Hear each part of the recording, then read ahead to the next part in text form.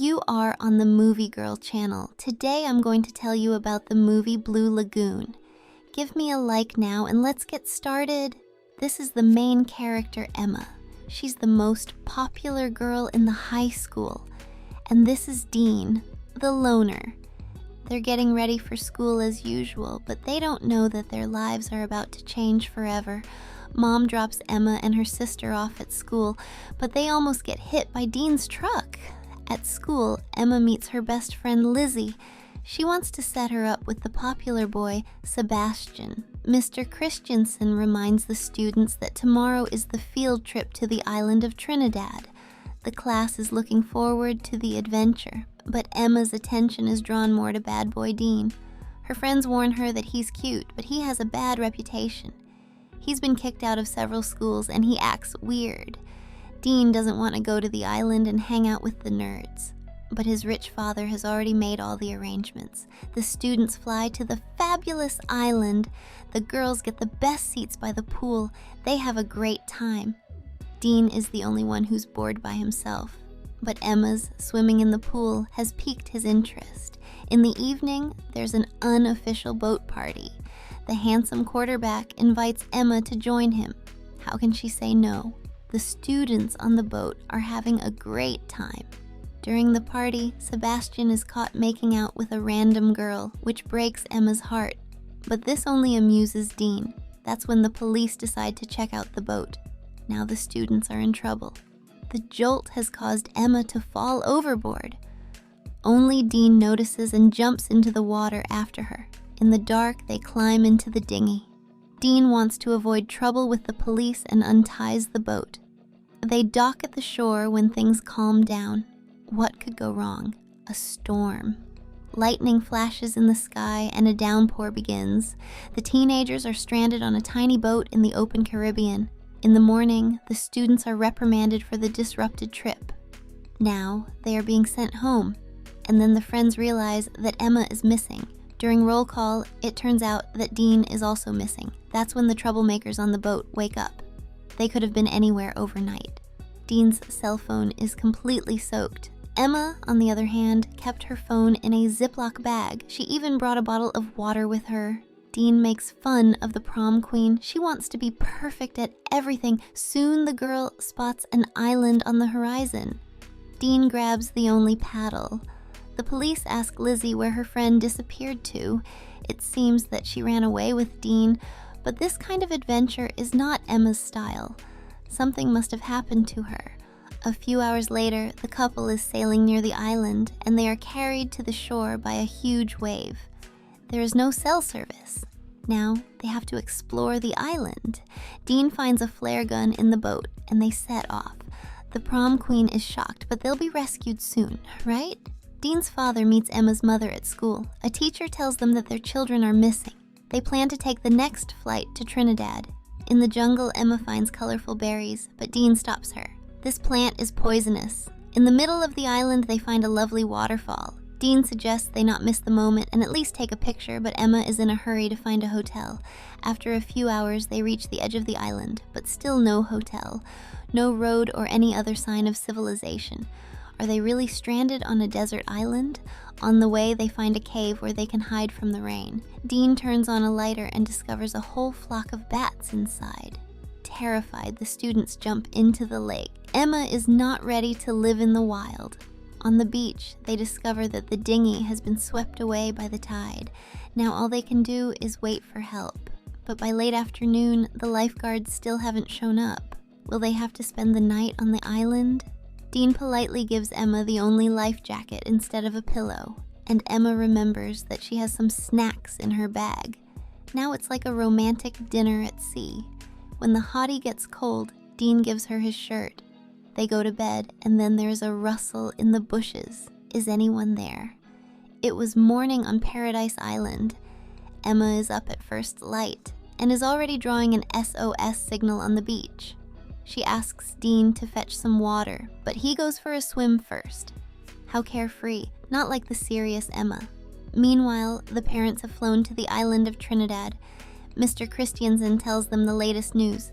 A dinghy is missing from the yacht. The police are already searching the area in boats. The parents will also hire private rescuers. Emma has to go alone to the spring and fetch water, but she's terrified of every rustling in the bushes. Dean builds a shelter in case it rains. When Emma hurts her finger, he carefully gives her first aid. They start to trust each other. For lunch, they drink and snack on coconuts. But Dean is more interested in Emma. He's already got his eye on the girl, but he's not a good builder. His hut is falling apart, but Emma is there to help. Even her shelter is perfect. They have fun while the rescuers search for them, but the days fly by. While sleeping, Dean accidentally hugs Emma, and she doesn't seem to mind. The next day, Emma takes a shower under a waterfall, but she's distracted by Dean. Of course, there's someone in the woods, and Emma asked him to keep an eye on her, but not too closely. The missing teenagers are already being reported on television, but the hope of finding them alive dwindles by the day. The police call off the rescue research, but Emma's parents aren't giving up hope, and Dean's father has even hired a helicopter. Emma looks for rescuers every day, and then they find a human skeleton on the beach. Are they really going to die here? But Dean is sure that they have a better chance because they're together, so he kisses Emma. The girl doesn't mind at all. Dean is her only support on the island. In the evening, they cuddle by the fire, but suddenly Emma cries. Carried away by her romance with Dean, she forgets that they are on a desert island. When they are together, everything seems normal. The next morning, Emma doesn't find Dean anywhere. She rushes inland to look for him. There he is! Dean decided to bury the dead guy. Emma is pissed that the boyfriend didn't warn her. Dean snaps that they're not soulmates, just trapped on this island. Emma can't believe it. She stumbles and falls, and how scared Dean is for her. He helps Emma to clean her shattered knee. The guy apologizes for his behavior. Dean admits that he didn't go to his mother's funeral and decided to make up for his trauma by burying a stranger's skeleton. This rebuilds trust between them. While swimming in the lake, Dean talks about his mother's funeral. He killed her, by the way. When his mother was driving him home from training, Dean distracted her, and they had a car accident. Dean woke up in the hospital 3 days later, and Mom was gone. Emma is certain it wasn't his fault. Her support helped Dean to forgive himself. He invites Emma to dance in the rain. Dean treats the girl with care and gives her a flower. She rewards him with a kiss. A month after the students disappeared, the search was officially called off. Only the teenagers' parents believe in a miraculous rescue. Dean's father remembers almost losing his business while mourning the death of his wife. Maybe it's time to call off the search. Soon, Emma's mother returns home to take care of her youngest daughter. Meanwhile, Emma is on the beach with a bad boy. They are diving, and for the first time in their lives, they are truly happy. They don't have to go to school, and they don't have to be nagged by their parents. But Emma thinks it's time to go out on their own. Dean replies that he used to watch Emma at school, but she was so boring, and it was only on the island that she became herself. And Dean has changed and opened up to the world. Deep down, they're happy to be here. Dean decided to get his girlfriend some flowers, but then he heard the sound of a plane. He ran to the flare gun, but he didn't have time to signal. The flare gun was gone. Did Emma move it? But Emma's stuff is also missing. Lotion, an empty bottle, and other little things. They argue and Emma leaves, but there's no way off the island. The sea has washed away the SOS sign, and with it the last hope of getting off. One day Dean hears another rustle in the bushes. He decides to investigate and discovers a panther in the jungle. The beast rushes after him, but Dean seems to be faster. Only at the last moment, he stumbled over a branch and the panther pounced on him. Emma found him with a knife over the dead body of the predator. The girl carefully washed the blood from her protector under a waterfall. They built their life on the island, learned defense and how to find food, and most importantly, they found love. But back home, their parents missed them and hoped they would come home safe and sound. But one day, Emma got sick. Could she be pregnant? That wouldn't be good on the island. Then an empty bottle fell on her. It's a thieving monkey, and it's holding a rocket launcher. Emma managed to trade it for a banana. Now they have hope for rescue. The girl immediately shoots into the air. They have to go back. They won't last a year here. Dean doesn't want to lose his life in paradise, but Emma convinces him that it's not about life, it's about survival. Soon, an opportunity presents itself. There's the sound of a helicopter over the island. Emma fires the last flare into the air, and it seems the couple has been spotted. Soon, the survivors fly home. Reporters show the miraculous rescue of the two students. Their parents can't believe their eyes. Even Dean is happy to see his dad, but in the crowd, the sweethearts have lost each other. They return to their homes as if nothing had ever happened between them. At night, Dean knocks on Emma's window. It's so strange to be back. Emma's parents are having a party to celebrate their daughter's rescue, and she invites Dean. But no more kissing. They might get caught by her parents. Dean keeps a low profile at the party, and Emma is surrounded by a crowd of friends. She's become even more popular since her return, and she's forgotten all about her island romance. At school, they ignore each other again. Emma is persuaded to go to the prom with Sebastian, and Dean has problems with the teachers. Sister Stacy complains that Emma is getting all the attention, but the truth is, Emma has changed on the island. Instead of the quarterback, she invites her little sister to the prom, but Stacy goes off to dance with a fancy guy, and Emma is all alone. Dean doesn't even want to go to the prom, but his dad talks him into it. Emma sees Dean standing alone in the rain. Without thinking, she throws herself into his arms. They dance in the rain as if they were alone on an island. This couple is back together and deserves your like. Today I'm going to tell you about the movie Blue Lagoon. This is the main character. 7-year-old Emmeline is playing on the bow with 9-year-old Richard. Strict Uncle Arthur scolds them. The sea is no place for games. He's Richard's father, but he's also become Emmeline's guardian after her parents' recent deaths. While the cook named Patty Button is doing his job, Richard finds naked pictures of women in his cabin. Patty catches him and punishes both children. Suddenly, a shout from the deck.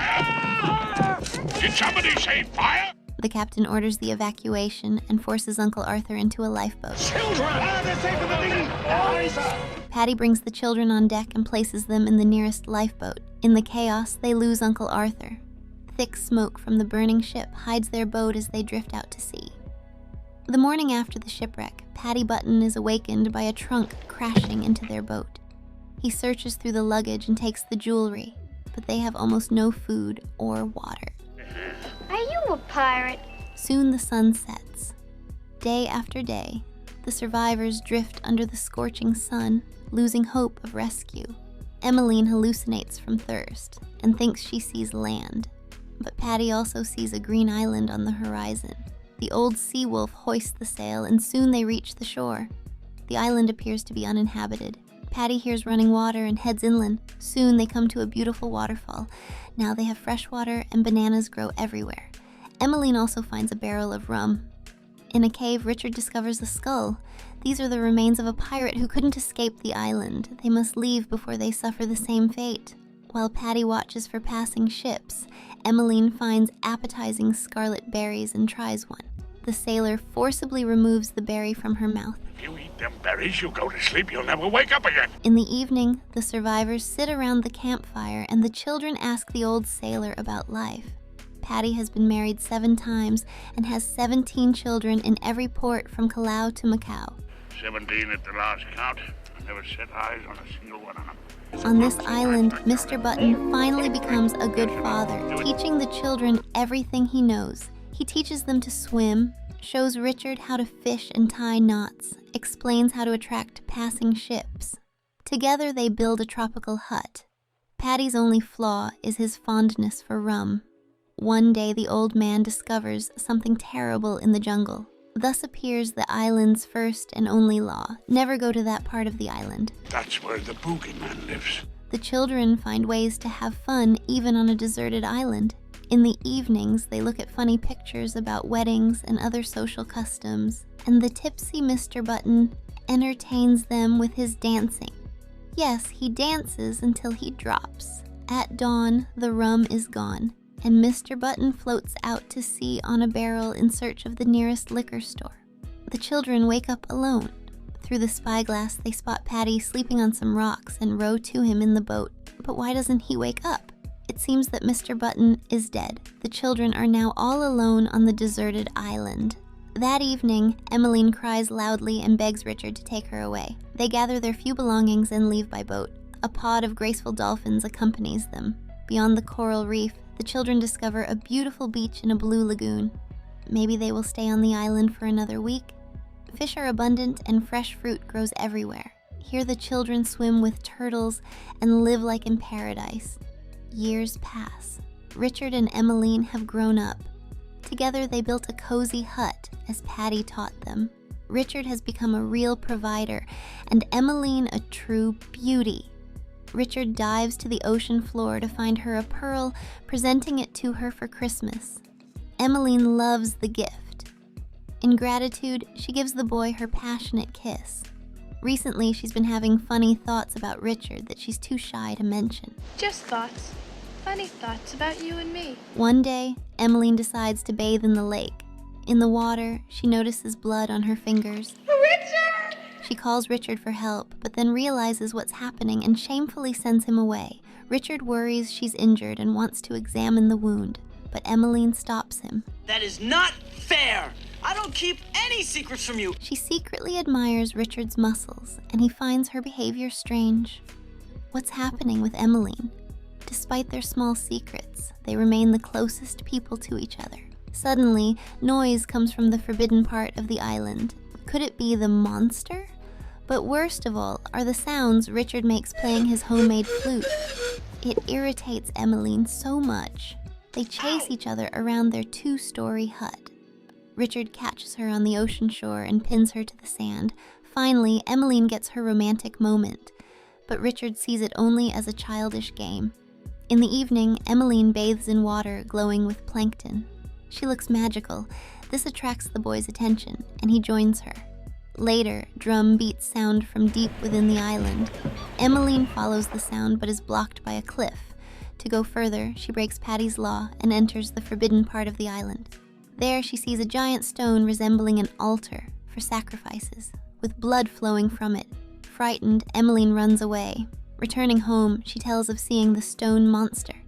The girl believes it's a god as the stone was bleeding. Emmeline suggests praying to it, but Richard is angry she broke the rule. In her dream, Emmeline sees the stone god warning her of Richard's imminent death. Waking up, she's so happy to see him beside her. Forgetting herself, Emmeline kisses him. However, Emmeline quickly pulls away. Now Richard can't stop thinking about her. He watches the girl sleep, gently strokes her, and inhales the scent of her hair. But Emmeline wakes and rejects his advances. In the morning, Richard is offended. Leave me alone! Later, collecting coconuts, he notices a ship on the horizon. Richard runs to the beach to light a signal fire. Emmeline only watches as the vessel slowly moves away. But why didn't she light the fire? Knowing how Richard dreams of leaving the island, this enrages him. He decides to escape on his own. Emmeline silently watches as he builds a raft and sets out to sea, but the flimsy construction falls apart with the first wave. This amuses the girl. It's already his 4th failed attempt. Emmeline has accepted they can't escape. The Blue Lagoon is their home forever. In response, Richard mocks her feminine figure and parodies Emmeline, and deservedly gets a coconut to the head.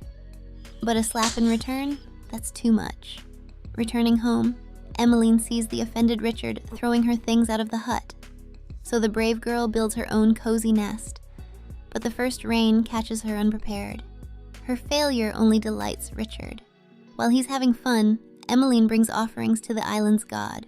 On her way back along the ocean shore, she accidentally steps on a poisonous stonefish. Richard notices the girl is in trouble. Emmeline's temperature rises. Richard fears losing her and keeps her awake, though Emmeline asks the god to take her. For her sake, Richard breaks the only law. He carries the weakened girl to the forbidden part of the island and places her on the altar. The boy begs the god to save Emmeline's life. He spends long hours caring for her as if she were his closest person. Soon Emmeline recovers. Richard was so afraid of losing her. Now he brings Emma food. Looking around, the boy realizes someone regularly performs rituals here, perhaps someone from a neighboring island. Now, Richard helps Emma with everything, and she recovers quickly. They swim in the ocean again and enjoy life. Eating papaya, Richard suggests. Kiss me. How can she resist? Emma kisses him. Then Richard pours papaya juice on her lips and kisses her back. They get a strange feeling in their stomachs and their hearts beat faster. Could this be love? They've finally figured out their feelings. They simply love each other and want to hug, kiss, and spend time together. Now the couple lives as if in paradise. They bathe together and spend evenings together and just act like a couple. According to their modest knowledge of society, it's time for them to get married. Emmeline dresses as a bride and they dance their first wedding dance. Richard has learned to ride dolphins. Maybe this way he can leave the island. Emmeline isn't bored in marriage either and keeps her husband entertained, but she started eating too many coconuts. Will you stop eating? You're getting fat. The girl feels sick in the mornings. Richard doesn't understand what's happening to her. So the girl suggests he touch her stomach and feel the movement inside. One day Richard again hears drum beats and goes to investigate. Unexpectedly, he notices a group of islanders dancing around a fire. At the end of the ritual, they make a sacrifice and kill a person. Returning to the lagoon, the boy hears Emmeline's screams. Have the natives captured her? But it turns out the girl is suffering from labor pains. Her cry spreads across the island, then comes the cry of a newborn. Congratulations, Daddy. Richard doesn't understand where Emmeline got the baby. The little one cries constantly. Seems he's hungry. But what to feed him? Emmeline offers him fruit, but it doesn't help. To calm the crying, she takes the child in her arms, and the baby immediately finds what he needs. Now Emmeline takes care of the baby and feeds him. Richard prepares spears for defense. He admits he saw savages at the altar, and if the natives come for them, Richard promises to protect the family. In the morning, Richard goes by boat to where Patty died. He finds his whitening bones on the shore and realizes he's mortal too, like his tiny baby. Later, Emmeline teaches the little one to swim. The boy grows and strengthens. They named the baby Patty, and his first word was Richard! You said my name. The young family lives happily on the island. But one day they're spotted by a passing schooner. Sailors call the captain to look at the dirty islanders. Through the spyglass, the man sees a couple with a child and decides to take a closer look. Emmeline and Richard exchange glances. Have they finally waited for rescue? But they decide to quickly hide in their quiet blue lagoon. Old Uncle Arthur doesn't recognize them through the dirt. No, that couldn't be them. And the ship sails away. The family returns to their happy life. One day, Emma decides to return to the old beach and visit Patty's grave. The whole family arrives at the shore near the ruined hut. The girl sadly visits her old deceased friend. Meanwhile, little Patty is attracted by the scarlet, sleeping berries. Richard goes to gather bananas, and Emma, immersed in memories, doesn't notice the boat drifting from shore. She only realizes when the child throws the oar overboard. Richard hears her cries and rushes to help. He quickly swims to the oar, but Emmeline notices something in the water. A shark is approaching Richard. The girl throws the oar at the predator. This allows Richard to climb into the boat, but how will they reach the shore now? The shark continues circling the boat. Richard tries to paddle with his hands, but the boat drifts further from shore. Soon the island disappears from view. At sunset, Richard shows his son the huge sun. They spend the night lying on the bottom of the boat. In the morning, while the parents are still sleeping, little Patty tries the sleeping berries. Emma wakes immediately, but the child has already swallowed a whole handful. Soon, Patty feels ill and cries.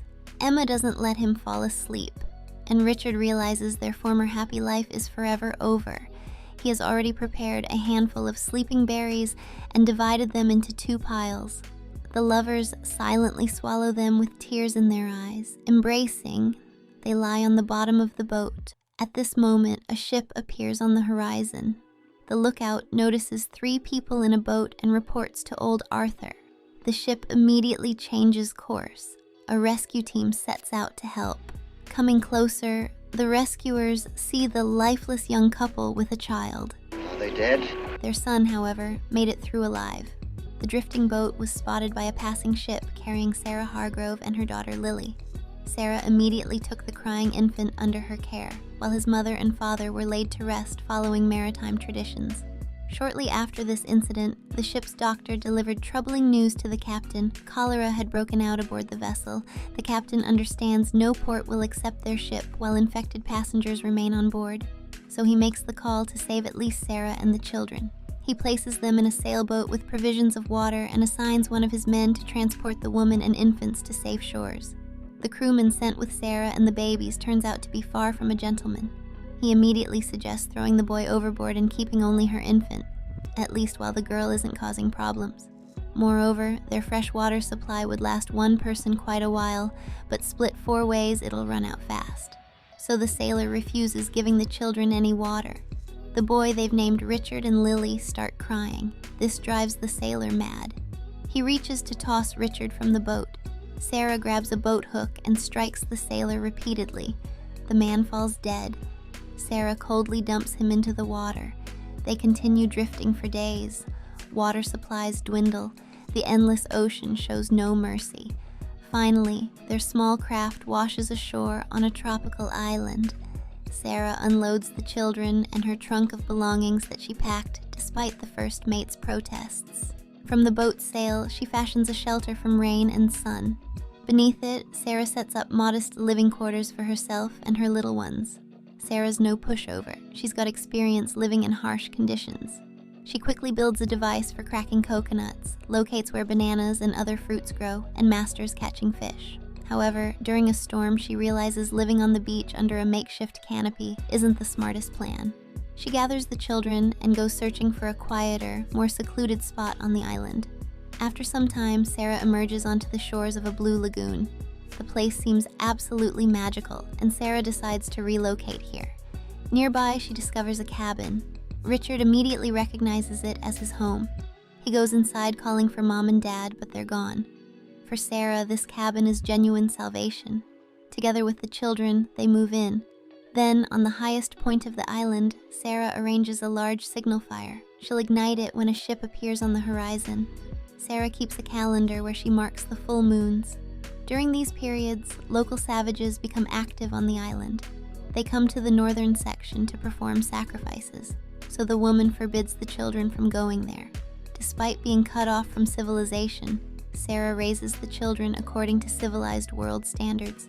She instills good manners in them, teaches proper behavior at the table and with each other. Sarah believes a passing ship will definitely rescue them, and then nobody can accuse her of raising the children poorly. Knowing this is your favorite dessert, Richard, try eating a bit slower. The little ones grow up. They're very close, playing, swimming, catching piglets, and learning to gather food from the sea. Sarah told Richard she's not his real mother, but the boy considers her family anyway.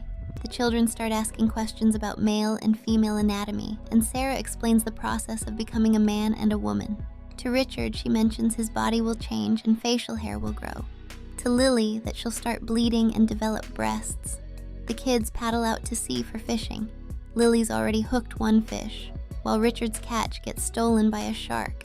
He curses at the marine predator but can't do anything about it. "That's my fish! Get out of here!"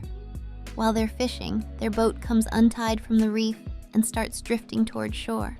The youngsters have to get clever to reach their boat. They distract the shark with caught fish while swimming to the vessel themselves. At home, both get scolded by Sarah for returning so late. Gradually, Sarah, Richard, and Lily master everything useful for island survival. They repair the roof, gather water and food, make clothing. But one day she falls ill. A common cold develops into pneumonia. Before passing, she asks to be buried on the island's peak and requests they leave a grave marker, and Sarah dies. Richard and Lily become teenagers. They still live harmoniously, maintain duty schedules, and celebrate holidays. On Easter, they hide eggs in their part of the island, and whoever finds more wins. But this year, they decide making the game more interesting. The winner gets a prize from the loser. Lily collected more eggs, at least she thinks so. Richard hid one of the found eggs to do something nice for the girl. As a gift, he personally harvested a pearl for her. From it, Lily crafted a hair ornament. When the girl spins before a mirror, examining her developing chest, Richard spies on her. Lately, he's becoming a typical teenager anyway.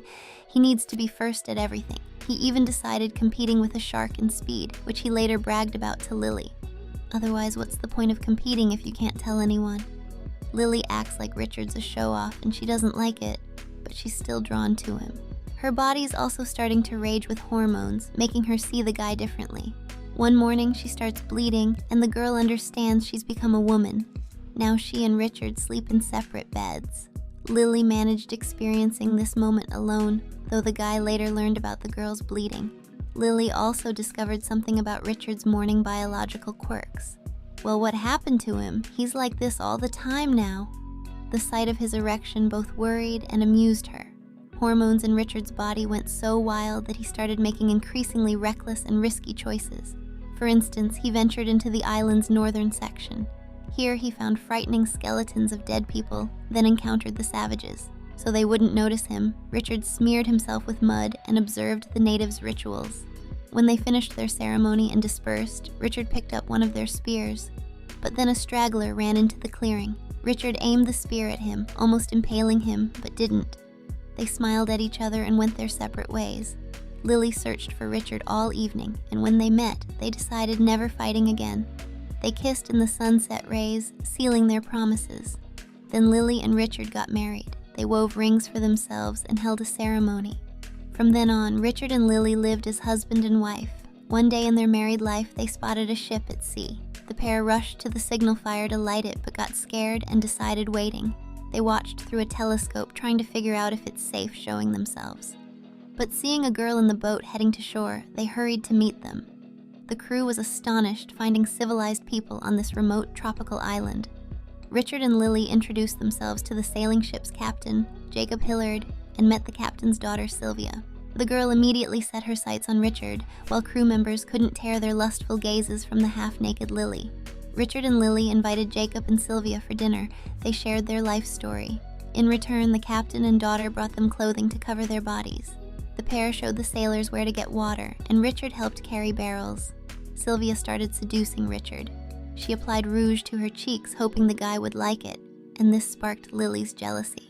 When Sylvia learned this couple just jumps around like children instead of dancing, she decided teaching them to dance and started on Richard. Feeling offended, Lily ran from the lesson. When Richard and Lily went to bed, the guy admitted he's attracted to Sylvia. The next morning, Lily started imitating Sylvia, but instead of makeup, she applied war paint, which didn't really appeal to Richard. He sent her to wash up while he taught Sylvia fishing. However, the girl attempted seducing the guy. To her advances, Richard responded with rejection. He loves Lily and doesn't want hurting her. "You can't leave me with just this." While Lily bathed under the waterfall, one of the sailors, Quinlan, watched her. He had his eye on not just her young body, but also the pearl Richard gave the girl. He dragged Lily to the hut and demanded she hand over the pearl. She called for help. Hearing her scream, Richard rushed into the fight, but handling a grown sailor hardened by long voyages proved difficult. Quinlan grabbed the rifle and shot Richard, but didn't finish what he started. The guy proved quick and agile. At the sounds of yelling and struggle, the rest of the crew and captain came running. They forced Quinlan to stop, or he would have strangled Richard. When they pulled him off, Richard bolted. Quinlan chased after him. On the coral reef, he fell and injured his forehead. Occasionally, he stopped to shoot, but all bullets missed their mark. Richard lured the sailor into the water where a shark came to the scent of blood. It grabbed Quinlan and dragged him under. The captain and crew prepared to depart. They invited Richard and Lily along, but they refused. The civilization these people brought with them, they don't need it. They're ready trading it for life in their tropical paradise. Besides, Lily's expecting a baby. She doesn't want the child growing up in a world ruled by deception and cruelty. Lily gave birth to a healthy, beautiful daughter, and the three of them lived happily on the island. That's all for today. Subscribe and drop a like if you'd like to see more of my videos.